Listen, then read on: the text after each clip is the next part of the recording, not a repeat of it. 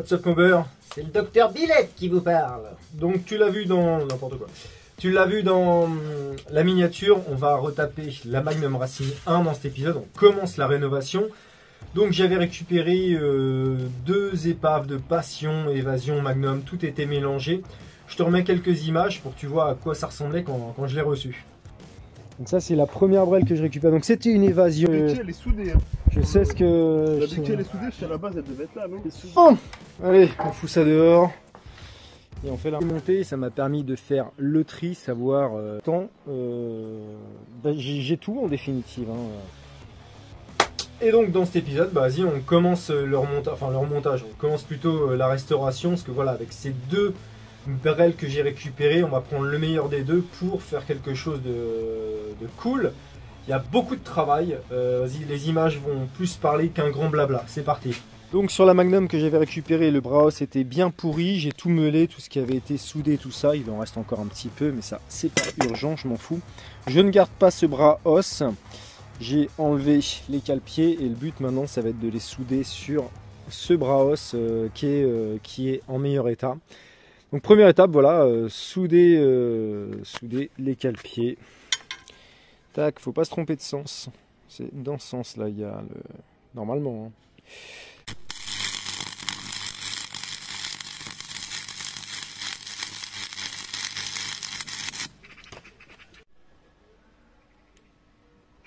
Et voilà, le deuxième un petit peu moins réussi. Mais bon, je viens de m'apercevoir d'ailleurs que c'est pas les mêmes cale-pieds. Il me semble que ça c'est Magnum et ça doit être autre chose.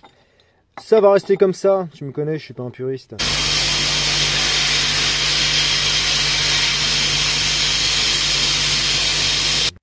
Bon, le gros avantage d'avoir une sableuse au travail, c'est que ça donne un super résultat.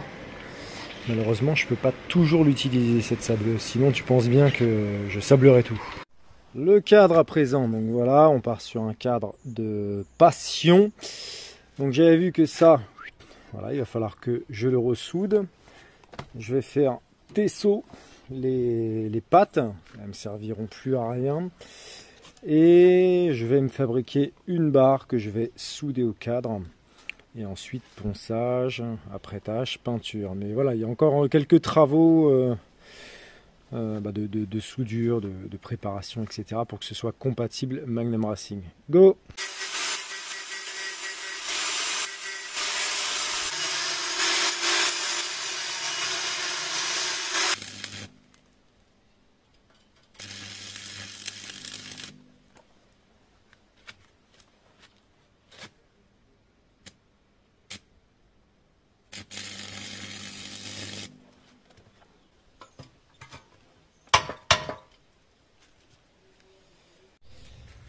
Avant de faire mes soudures, je vais préparer mon cadre. Comme ça, je vais faire les soudures et ensuite le ponçage ou sablage, je ne sais pas encore. Petite technique, moi, pour tout dégraisser, on peut le faire à l'essence. L'idéal, je prends du Scotch Brite. Là, sauf que je vais prendre du Dieston. Et en 2 secondes, ça va partir. Clac, clac, clac. Ça permet vraiment de dégrossir très vite.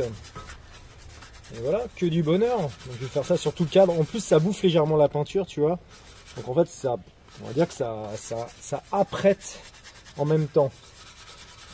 Ah, c'est vraiment pas mal ce nettoyage au Dieston. C'est la première fois que je le fais. D'habitude, je fais ça à l'essence. Là, comme j'en ai au boulot, j'en ai pris un petit flacon. Et même la grosse graisse qui est là depuis des années autour de la poulie, la chaîne, tout ça, la graisse moteur qui est en général difficile à avoir. Là, avec du Scotch Brite, du Dieston, ça fond tout. Ça fond, même quand tu frottes assez longtemps, un peu plus longtemps, du coup, ça bouffe la peinture, donc tu arrives à l'après. Donc pour préparer le ponçage, tu gagnes beaucoup de temps. Là, ça fait qu'une demi-heure que je suis dessus. J'ai quasiment terminé de dégraisser le cadre. Normalement, il m'aurait fallu plus de temps. Donc, ouais, Dieston, je sais pas si ça se trouve dans le commerce, mais surtout le Scotch Brite, en fait, pareil, je nettoyais pas au Scotch Brite avant.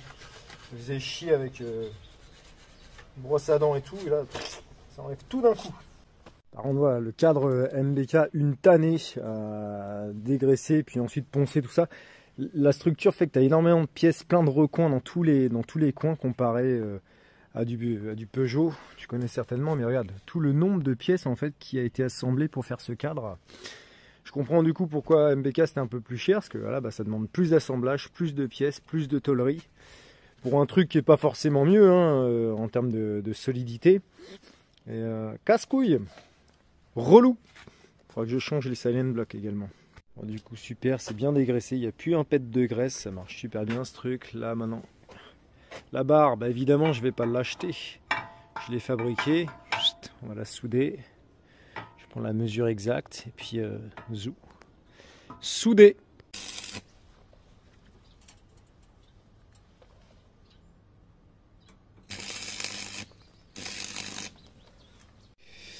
Ok, c'est fait, je vais reprendre ici, là c'est pas très propre. Et maintenant il faut que je crée une patte pour ça, puisque c'était une évasion. Il n'y avait pas la patte, j'ai coupé les anciennes, mais il faut que j'en fasse une nouvelle. Finalement ça aurait été beaucoup plus simple, beaucoup plus simple d'avoir un cadre de club ou de MBK51 tout court pour adapter. Parce que là il y a quand même pas mal de choses à couper et à ressouder et à machin. Bon bref, c'est pas grave, hein, on sait faire. Allez, je vais faire des petites pattes pour les carters. Et ben voilà, c'est beaucoup plus propre. Les deux papates sont faites. Allez, on ponce et on peint. Ok, j'ai poncé le cadre. Je continuerai encore un petit peu plus tard, mais j'ai enlevé le maximum d'aspérité. Là, c'est pas mal. Je voulais tout sabler, mais bon, long story short, je préfère compter que sur moi. Donc pour le cadre, je vais le poncer. Le reste, voilà, bras oscillants. Tout le reste, je peux le sabler.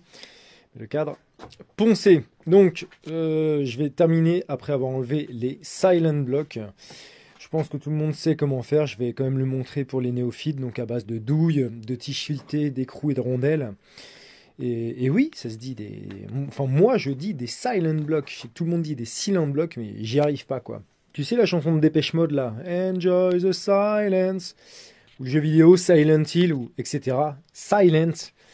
Silent block, j'y arrive pas. C'est comme quand on dit j'ouvre l'application Waze ou je possède un iPhone. Non, c'est Waze et iPhone. Donc, silent block. Alors, ça fait longtemps que j'ai pas fait, mais de mémoire, normalement, voilà, douille de 24, tige filetée, écrou. Tu fous ça là-dedans. La douille de 24, c'est parce qu'elle fait exactement le même diamètre que le silent block. Ensuite, douille de 30 que tu mets de l'autre côté, qui est bien plus grosse du coup que le silent block. Et enfin, un écrou de l'autre côté. Et quand je vais serrer l'écrou de l'autre côté, ça va pousser cette douille et donc ça va appuyer et éjecter le silent block. Et après, avec deux clés de 13, on extrait le silent block. Bon, blague à part, peut-être que ça se dit, peut-être que c'est vraiment un silent block, mais j'ai du mal à y croire quand même, parce que silent, c'est pas un mot français. Silent, c'est vraiment un mot anglais. Donc pourquoi on appellerait ça silent block? C'est que c'est dérivé de l'anglais et on l'a francisé quoi. Was, iPhone, silent block. Mais j'accepte d'avoir tort, donc dans ce cas-là, dites-moi dans les commentaires si j'ai tort et sortez-moi un lien, un truc qui me montre que ça se dit vraiment silent block. Jusqu'à preuve du contraire, c'est un silent block. Et voilà, c'est extrait. C'en est fini pour l'épisode sur les silent blocks. Allez, le cadre, c'est bon pour l'instant. Là, je vais attaquer les carénages. Il y a beaucoup de boulot. J'ai commencé à frotter. J'ai essayé avec mon Dieston, mais ça va mieux marcher à l'acétone parce qu'on voit clairement que c'est de la peinture à la bombe. Donc avec mon Scotch-Brite, ça va partir hyper vite. Et ouais, bah écoute, regarde, ça a été peint au pinceau, quoi. Et ce qui est fou, c'est que ça a été peint au pinceau. Et par-dessus, on a remis les stickers. Il y a quand même eu la délicatesse de remettre les stickers. Allez, Scotch-Brite et acétone. Bon, alors regarde ce que je découvre. Je Scotch-Brite et il semblerait que ce soit une chapirette comme je veux me faire. Je la repeindrai quand même dans tous les cas. Mais voilà, ça devait être une chapirette. Bah, c'est même sûr que c'était une chapirette, cette bulle de MR1. C'est un petit peu endommagé en dessous. Je vais pas me faire chier à le refaire, ça se voit pas du tout. Par contre, je vais peut-être juste renforcer ici pour pas que ça se casse plus. Regarde un petit peu ce que je suis allé chercher. Tout passe sur le Fox baroudeur. Absolument tout. Alors maintenant on va parler, on va pas faire du unboxing, on va parler des accessoires, des coûts et tout ça. Ça y est, je vais te montrer vite fait mes pièces, c'est pas un unboxing, j'aime pas les unboxings. Et voilà, pour vous montrer ce qui va arriver ensuite. J'ai commandé de la peinture automobile, du rouge carmin pour la bécane, normal. Du gris argent pour le bras oscillant. Je voulais bien le faire, je voulais de la vraie peinture, pas une bombe de merde. Donc bah tant pis, hein, et puis il m'en restera pour autre chose. Ça c'est pas mal, j'ai commandé, pas très cher, je te raconte ma vie, c'est pas grave. T'as 1 litre de peinture noire satin, t'as pas besoin de durcisseur, ça coûte seulement 17 balles sur peinturevoiture.fr. Par contre, il faut le mélanger à presque 50% avec ce type de solvant. Tu me demanderas en commentaire si ça t'intéresse. Et du coup, ça te fait une grosse quantité de peinture à pas cher. Et en plus, t'as pas besoin voilà, de durcisseur comme je l'ai dit. Donc c'est pas mal. Ça m'a coûté 50 balles. Et donc, on va passer au colis. Je vais te montrer juste les 2-3 pièces intéressantes. Et ça va vite, voilà, quand tu rénoves une mob. Je rebondis vite fait dessus, parce que souvent les prix reviennent. Que ce soit en commentaire de mes vidéos, où tu vois tout le temps ça sur internet. Ah, c'est trop cher, c'est trop cher, c'est trop cher. Ah oui, c'est cher, mais en un rien de temps, t'as vite pété 1000 balles, quoi. Ça va hyper vite. Donc, d'un côté, bon après, vendre une mob quelconque, la vente de 1000 €, c'est abusé. Genre une simple Vogue, c'est abusé. Mais vite, c'est normal qu'une mob retapée complètement ne coûte pas 500 €. Parce que très vite, ça coûte 1000 balles, en fait. Je vais te dire ça après au niveau des tarifs de la Magnum. Et voilà, la note monte très vite. J'ai recommandé un guidon vraiment type Magnum. Je voulais vraiment que ce soit comme à l'origine. Donc j'ai pas pris un guidon type Ercik, j'ai pas retapé celui qu'il y avait. Donc voilà, un guidon type Magnum. Un pneu, j'en avais pris 2, donc je pense qu'ils se sont trompés dans la commande. Il va falloir revérifier tout ça, mais j'avais demandé 2 pneus. Moi je sais pas, peut-être que je me suis trompé, à vérifier. Voilà, une chaîne, voilà, on repart sur un truc beau. Tous les câbles, les gaines, tout ça, on s'en bat les couilles. Des roulements pour les roues, une bobine d'allumage, des choses comme ça. Et ce qui est chiant, comme c'est une évasion ou passion, c'est un robinet spécial. J'espère que ça s'adaptera bien avec ce type de carter. Mais ça va, le bouton est plus petit. Je te montre. Voilà, ce type de robinet, mais le bouton est plus petit, il me semble, que sur les Magnum Racing XR. Donc peut-être que ça passera, on verra. Sinon, il faudra malheureusement découper un petit peu dans le carter. Continue, les chambres à air, les machins, enfin bref, tous les consommables. Ça va très vite, la note monte très vite. Hein. Tu vas mettre les serre-câbles, les gaines, les machins. Là, rien que les espèces de... Alors, c'est pas des marchepieds, je sais plus comment ça s'appelle. Ces trucs-là. Mais bon, voilà, les deux, 15 balles. Genre 2 morceaux de caoutchouc, 15 balles. Ça va très vite, la note. J'ai également chopé des commandes. Voilà, bah, les commandes vraiment de Magnum. Mais que, bah, voilà, faut que ça s'y rapproche, quoi. J'avais pas envie de mettre n'importe quoi. Et enfin, un des éléments les plus importants de cette commande, la coque arrière. Alors, l'inconvénient, c'est que j'ai eu l'information un petit peu trop tard. La coque arrière, elle coûte relativement cher. Et j'ai demandé si cette coque, du coup, que j'ai commandée, qui est en fibre, si je pouvais virer cette merde blanche. Et quelqu'un m'a répondu, il m'a dit ouais, normalement c'est juste rifté, vite fait, donc tu peux le retirer. Ouais, effectivement, je vois 3 rivets. Bon, si j'enlève les attaches et tout, je vais pouvoir virer ce truc abject et pouvoir mettre les coussinets qu'il y a pour la Magnum.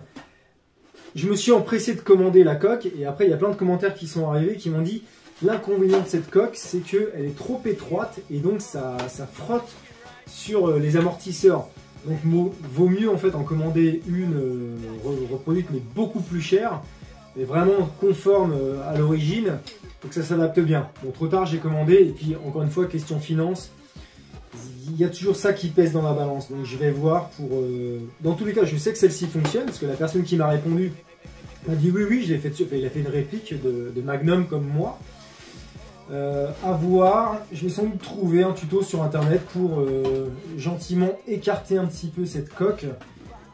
Je sais pas, enfin peut-être que je raconte des conneries, ou peut-être que ça frottera sur les amortisseurs.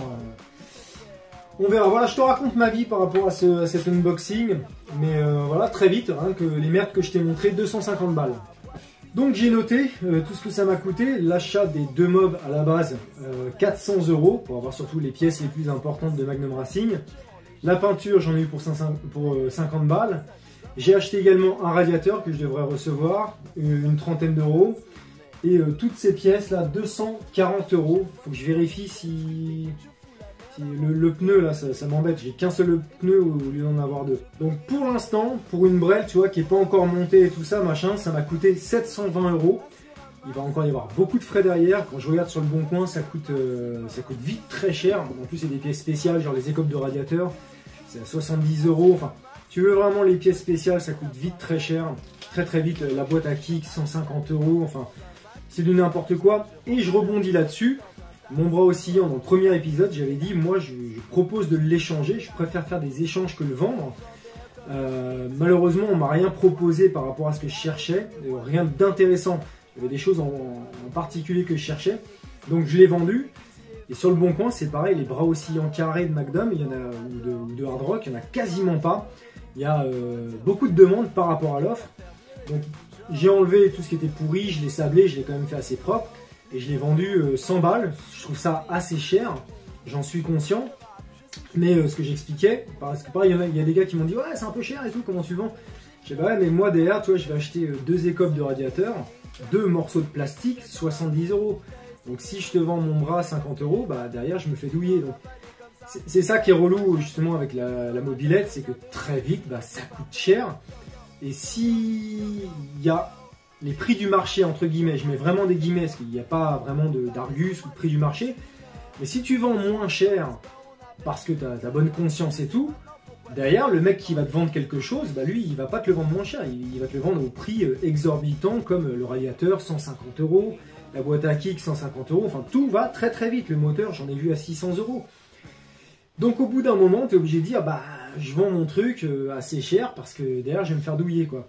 C'est un petit peu le serpent qui se mord la queue, mais voilà, quoi, j'espère que tu comprends ce que je veux dire. Au niveau des pièces de mob, voilà, maintenant je vends quasiment plus rien. En général, j'essaye de garder un maximum de choses parce que je me dis, plus tard, si je le vends maintenant, plus tard, je vais devoir le racheter et je le paierai plus cher que ce que j'ai vendu. Il n'y a que aux potes où je fais vraiment des très bons prix ou sinon, souvent, enfin, je le donne, quoi. Parce qu'avec les potes, voilà, les gens que tu connais, c'est de l'échange. Je te donne ça, je sais qu'un jour, j'aurai besoin de ça et le gars va me le rendre d'une manière ou d'une autre. Mais quand tu ne connais pas les gens, voilà, le marché de la mob, si on peut appeler ça un marché, c'est vrai que c'est assez cher, mais c'est une question d'offre et demande. On en revient toujours à l'exemple de la 205 GTI.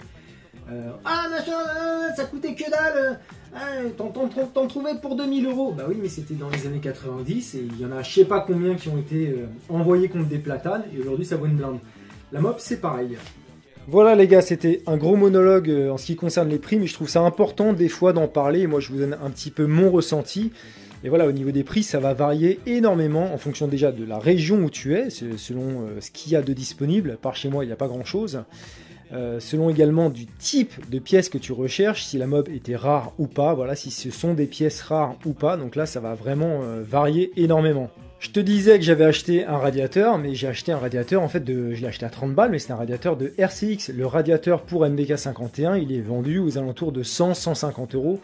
Et moi, je me refuse de mettre ce prix là-dedans. Donc voilà, je me débrouille, je vais faire une bidouille, ça va s'adapter. J'espère que ça ne se verra pas trop. Mais voilà, on fait en fonction de ses moyens et surtout de ses envies. Moi, je refuse de mettre ce prix-là là-dedans. Les prix, c'est vraiment de la spéculation, hein. S'il y a beaucoup de gens qui achètent des trucs hyper chers, forcément, la demande évolue. C'est vraiment similaire à la bourse, en fait. Quand les gens arrêteront de mettre 2000 balles dans une Vogue, les prix diminueront. Mais c'est pas si simple que ça. Et je rebondis sur le nombre incalculable de personnes qui disent « Ah, c'est trop cher, c'est trop cher, c'est trop cher ». Quand tu as une pièce qui est relativement rare et qu'il y a de la demande et qu'il y a du prix, je suis persuadé que ces gens-là, bah, ils ne la vendent pas à 30 balles. Ils font comme tout le monde, ils s'alignent au prix du marché, quoi. C'est un avis personnel, mais c'est compliqué. Tu peux pas faire Mère Teresa et tu veux pas faire le spéculateur non plus. Il faut essayer de se mettre entre les deux. Voilà, c'était vraiment mon avis personnel. Trêve de blabla sur les prix, on en revient à nos moutons. Donc ça, voilà, hop, c'est bon, je vais le repeindre en rouge carrément. On va faire une belle peinture. Tant qu'il fait pas froid, tant que je peux le faire maintenant.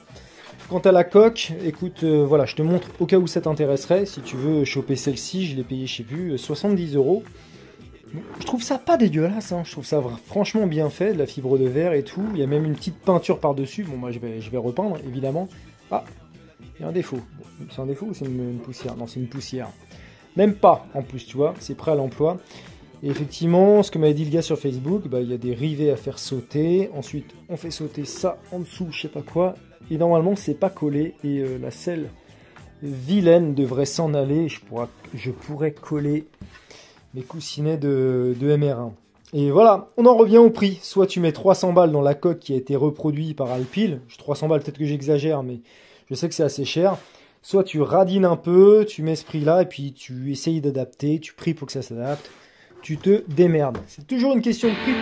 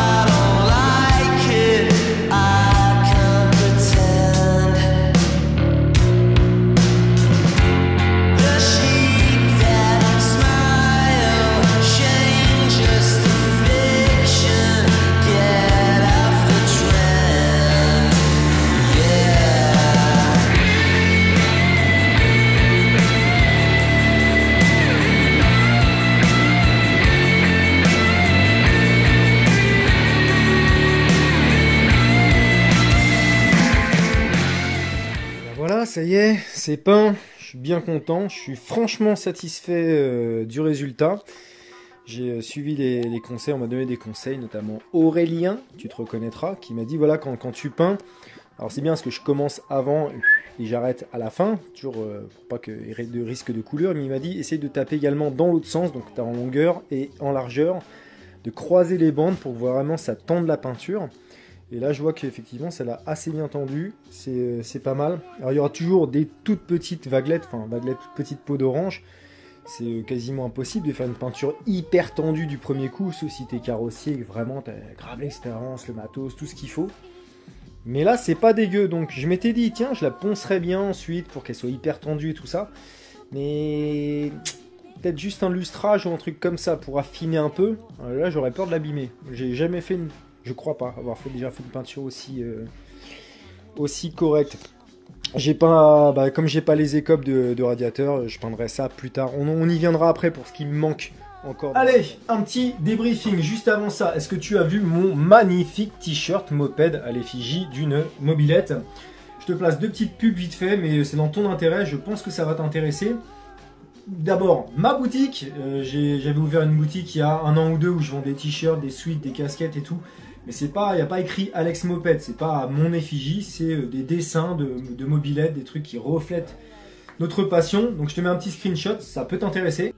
Donc tu tapes Alex Moped Tune2 sur Google, tu vas au deuxième résultat. Là, voilà, c'est la boutique. Là, tu trouveras différents designs de t-shirts qui représentent un petit peu tout. Même pour meufs, voilà, design Tobec, une petite blague avec Étienne le beau leader. D'autres designs, tu verras toi-même. Donc voilà, tu fais comme tu veux, hein, t'achètes pas. Et deuxième boutique également, celle de Mathieu et Valentin. Et là, je pense que ça va vraiment t'intéresser. Ils ont reproduit tous les designs des mobilettes. Screenshot, ça parlera plus. Donc tu tapes Passion Mob Tune2 sur Google et idem, deuxième résultat. Là, voilà la gueule de la boutique. Et tu défiles, tu verras différents t-shirts, différents designs. Voilà, MBK Hard Rock. Tous les designs MBK, tous les designs Peugeot, 103 SP, etc. Même les spécificités 103Z, etc., etc. Évidemment, il y a les logos Magnum. Tout, tire voir. Donc va faire un tour sur leur boutique, ça s'appelle Passion Mob Tune2. Il y a les liens en description, là en dessous ça s'écrit. Tu tapes ça dans Google, tu vas trouver, tu vas tomber automatiquement dessus. Et voilà, je pense que ça va te plaire, c'est vraiment pas mal. Donc débriefing, t'as vu, ça a bien avancé, la Magnum Racing. Il manque encore beaucoup de choses. Plus tôt dans la vidéo, je te disais, j'en suis déjà à 700-720 balles, moins 100 € du bras oscillant que j'ai vendu, donc 600 et quelques. Il manque encore plein de choses. Il manque un moteur complet, il va me manquer les écopes de radiateur, la housse de barre de renfort, plein de trucs, plein de petites choses qui vont vite faire grimper la note. C'est les prix, ça va très vite une mobilette. Donc tu l'as bien compris, hein, moi je suis pas un puriste, il y a certaines choses, je vais pas les faire dans les règles de l'art. Enfin dans du purisme, il va y avoir un petit peu du fait maison, quoi. Le compteur, ça coûte une blinde. Si j'arrive pas à avoir le compteur qui est avec celui-ci, s'il est HS, je mettrai un petit compteur numérique que je mettrai dans le tableau de bord. Le compte-tour, il est hors de question que je mette 70 balles là-dedans. Donc pareil, ce sera un compteur numérique de AliExpress. Le phare, j'ai vu qu'il est en très mauvais état. J'ai acheté cette Brel notamment parce qu'il y avait un phare et ils sont rares les phares, mais il est vraiment en mauvais état. Donc, pardon, je vais voir s'il n'existe pas sur le marché, ne serait-ce pour bagnole ou d'anciennes motos ou n'importe quoi, un phare qui a les dimensions ou à peu près les mêmes dimensions et qui irait bien là-dedans. Si c'est pas exactement le même phare que la Magnum Racing, je m'en bats les couilles. Et voilà, donc soit je mettrai l'ancien, soit je trouve un truc similaire, soit je ferai autre chose. Mais pareil, cette pièce est trop chère, donc non. Donc je cherche des écopes de radiateur. J'en cherche à pas cher parce que je me refuse de mettre ce prix-là là-dedans, sauf si j'ai pas le choix. Tant pis, je mettrai 70 balles dans des écopes de radiateur. Si tu as ça, contacte-moi.